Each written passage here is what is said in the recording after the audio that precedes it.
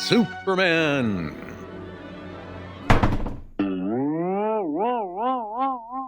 The Prankster is back. In response to popular request, we lift the curtain once again upon another clash between the mighty man of tomorrow and the rollicking rogue.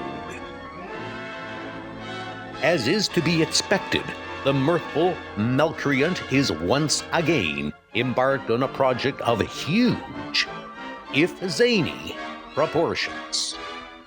But this time, the prankster claims he is in possession of the secret of Superman's vulnerability.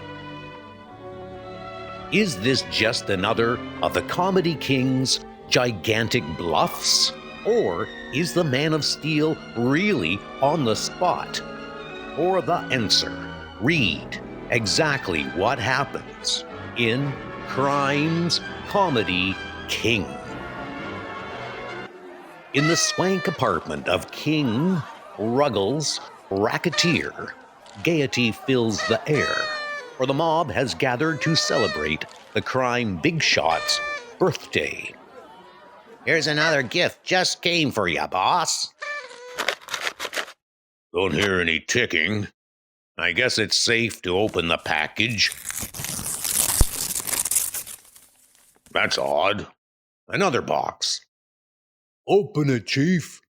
Let's see what's inside. There is another box inside. And another box inside that one. And many others, each one smaller than the preceding one. I got a funny feeling. Someone is trying to make me look like a sap. If he's one of you guys, it's your last practical joke. Yikes! A jack-in-the-box. No one's leaving until I learn who sent that infernal toy to me. When I find out... That head, it's the prankster. And a note in the box. If you would like to trade $100,000 for $1 million, you will find me waiting in your study. It's signed, the Prankster.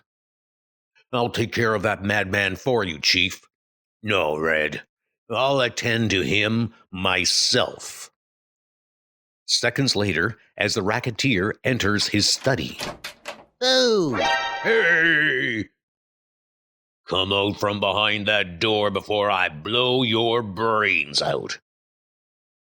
But suppose I don't have any brains. Alive, I can offer you $1 million for $100,000. But dead, dear, I wouldn't be worth even a canceled postage stamp. Okay, I'll overlook your so-called attempts at humor. What's the proposition? Proposition? Did you say proposition? Don't you remember? You sent me a note saying you could give me $1 million for $100,000. I said that? My good man, are you positive you're not mistaken? Yes, you said that. Don't tell me you're suffering a loss of memory. Strange, those lapses of memory. My shoelace is untied. If you were to tie it, perhaps my memory would come back. The nerve of you! Don't you realize who I am? I'm King Ruggles, a big shot. I don't go around tying the shoelaces of any punk who asks me. Very well. If you're not willing to help restore my memory, I may as well leave. No, don't go. I'll do it. I'd like to wring his neck, but tying his shoelaces is small service. If I really can get my hands on $1 million for a measly $100,000. Well, I don't know. but if you insist. What kind of shoelaces are these? A combination of chewing gum and glue. My, but aren't you the gullible one? That's the last straw. Restrain yourself. My memory has come back. Give me $100,000. And inside of 1 month, I'll have increased it 10 times over. Sounds pretty good to me. But how will you do it? That, dear sir, is my secret. Remember, I almost cleared millions in my last exploit. Almost is right, but Superman put a crimp in your plans. Suppose Superman gets on your track this time. No one can handle that tough baby. Let Superman pursue me. All his strength and other superpowers won't do him any good because I know the secret of his vulnerability. It's a deal. Here's my check for 100 grand. Sir, your noble trust in me shall not go unrewarded. When I think of your generosity, tears rush to my eyes. I have but one stipulation. 2 of my boys, Dutch and Red, will stick with you until I get that million. So you don't trust me after all? Shortly after, a strange trio emerges from a nearby bank. But why did you insist on collecting every cent of the check in cash? I like to have cash around. Inflates my ego. I don't like it. And minutes later, Hey, you realize where you're going? Surely, the police station. oh golly, wait till King hears this. So help me, Chief. I'm not lying. The guy cashes the check and walks plumb into a police station with the dough. What? Why in blazes did I ever listen to that lunatic? Get back to that station, find out what's going on. What can I do for you?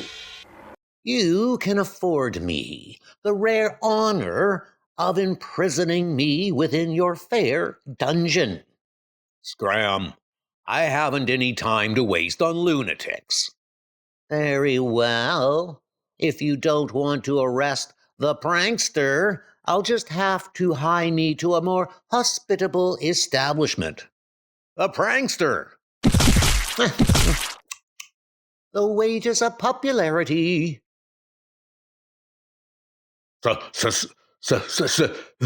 Anything, Dutch? The fool's gone and given himself up. The prankster.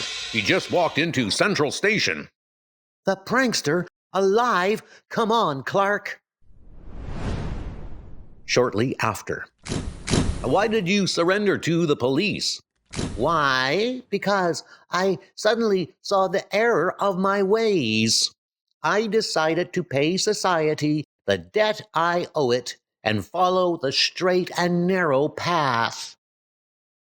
And here is concrete proof of my intention to lead a laudable existence henceforth.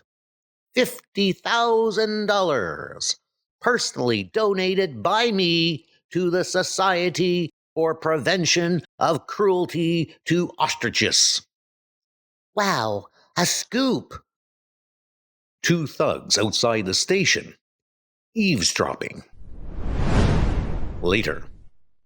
When the prankster gets generous with money, it's time to beware. I'll follow those 2 and perhaps learn the meaning of it all. Later, in King Ruggles' apartment. And then the sap donated $50,000 of your money to the Society for the Prevention of Cruelty to Ostriches. You blundering fools, you'll pay for this. There'll be no shooting just yet. Grab 'em, boys. It's Superman! You're going to tell me just what scheme the prankster has up his sleeve. I can't punch him. This does hurt me more than it hurts him.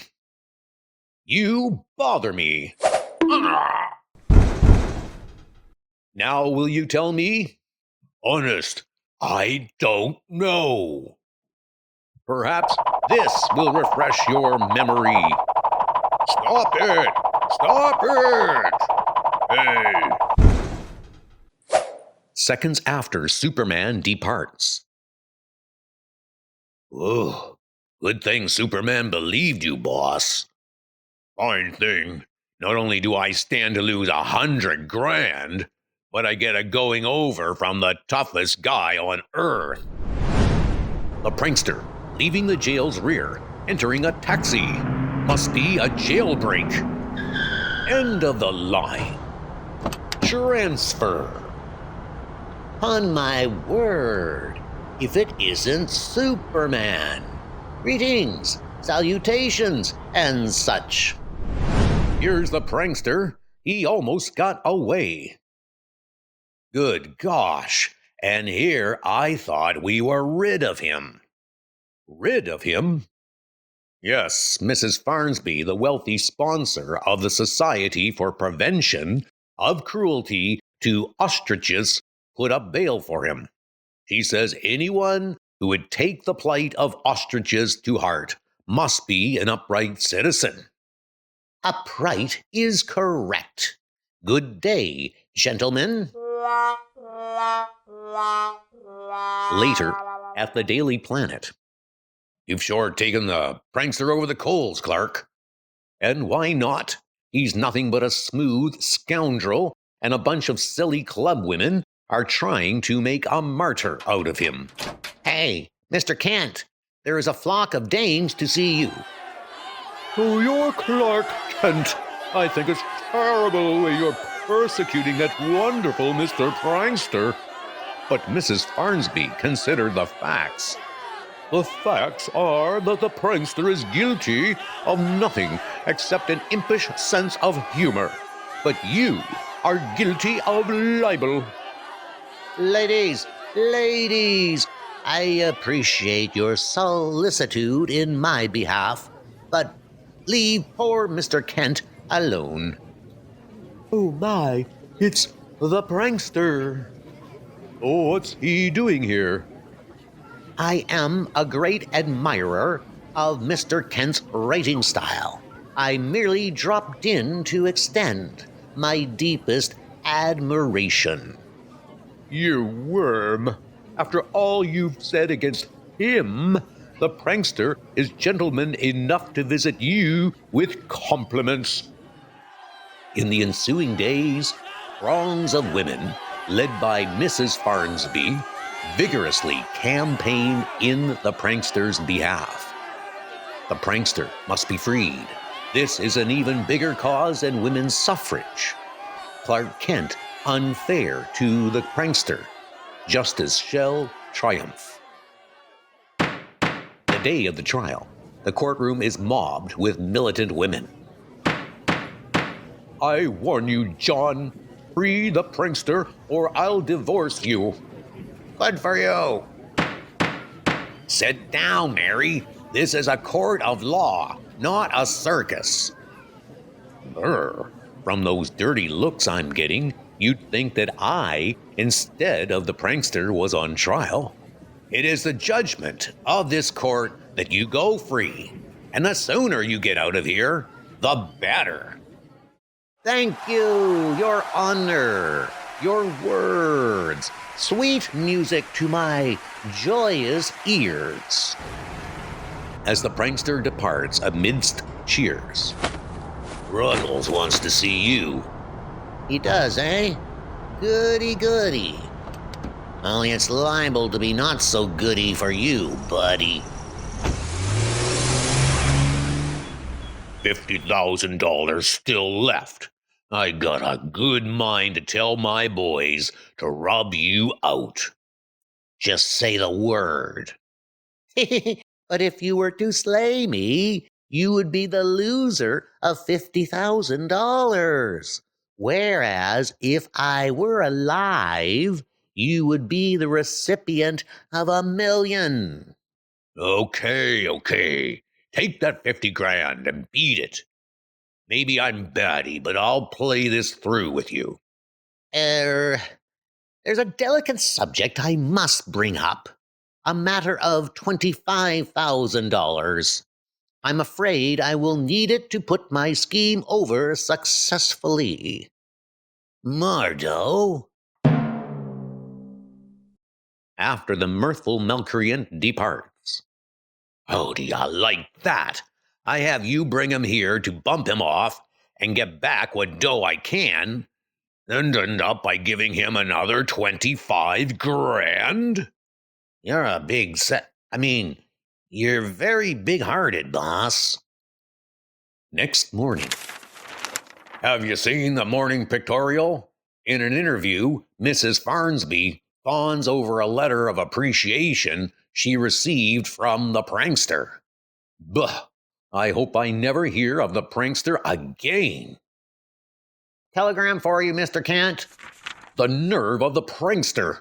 He's inviting all newspaper reporters to his hotel suite. Claims he has an important announcement. I won't go. Oh, yes, you will. The prankster is news.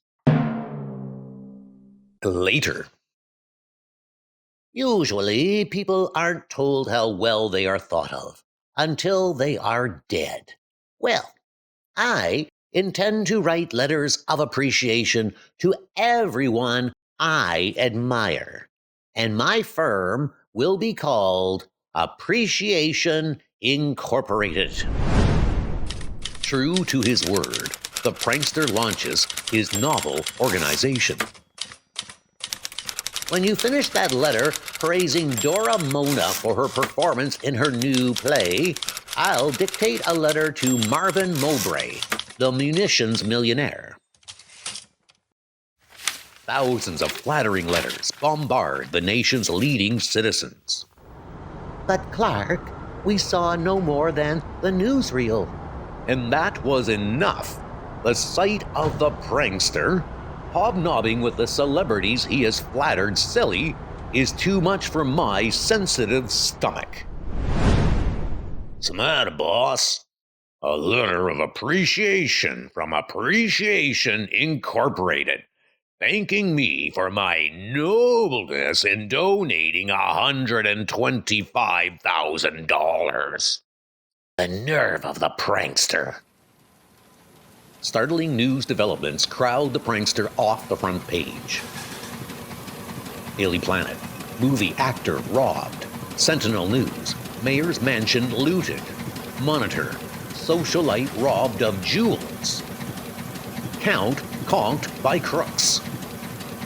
Star of Rangoon stolen. Clark visits the scene of one of the many robberies.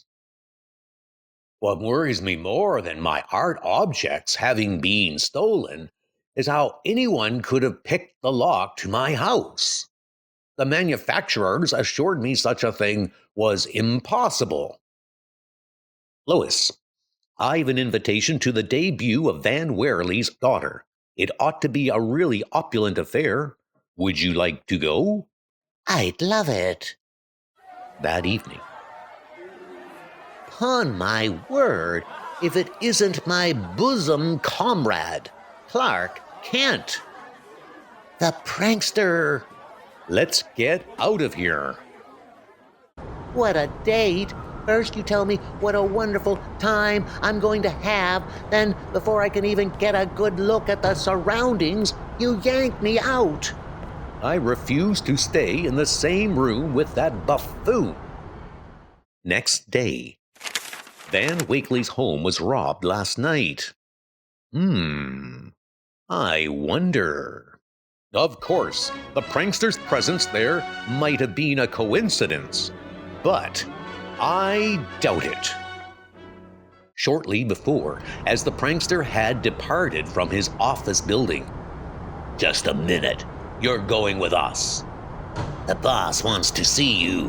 What a peculiar coincidence. I was just about to pay him a visit of my own accord.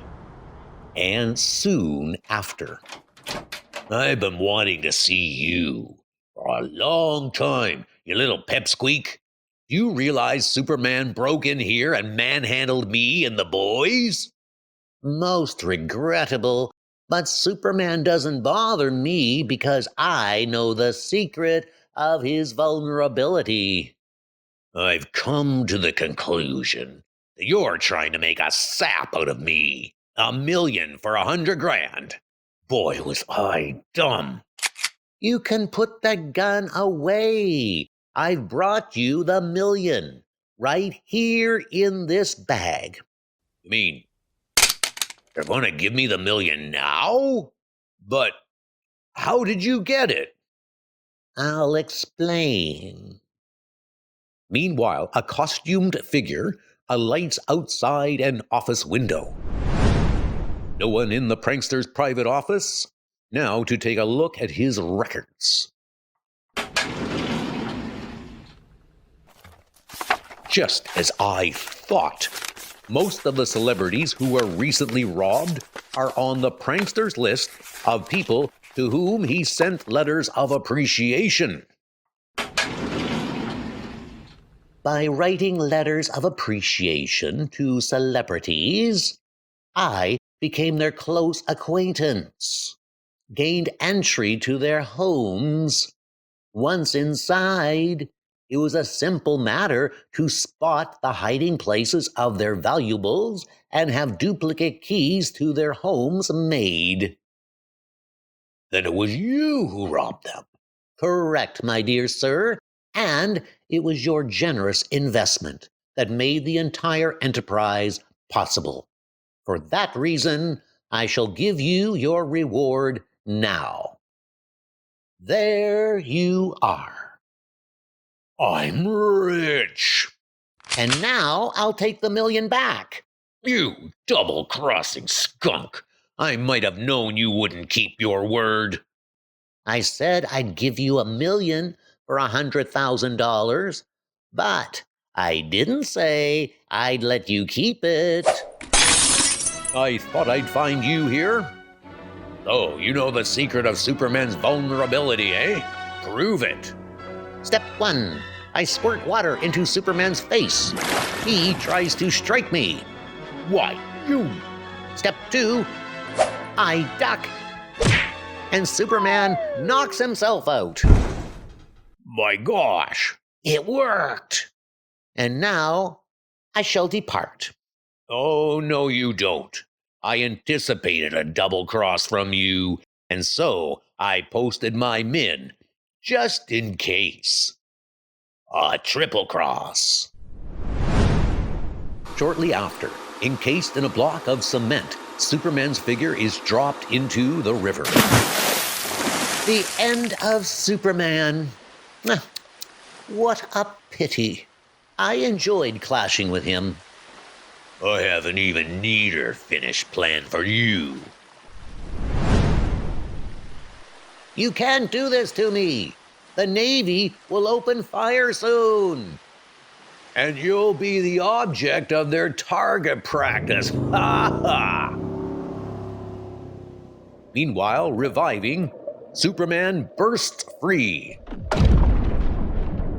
Kind of cramped. Superman! First I'll take you to land, then I'll attend to King. Depositing the prankster on shore, Superman streaks back through the water to find... Help! We've got into trouble! It would serve you right if one of those shells struck you. Hold these men.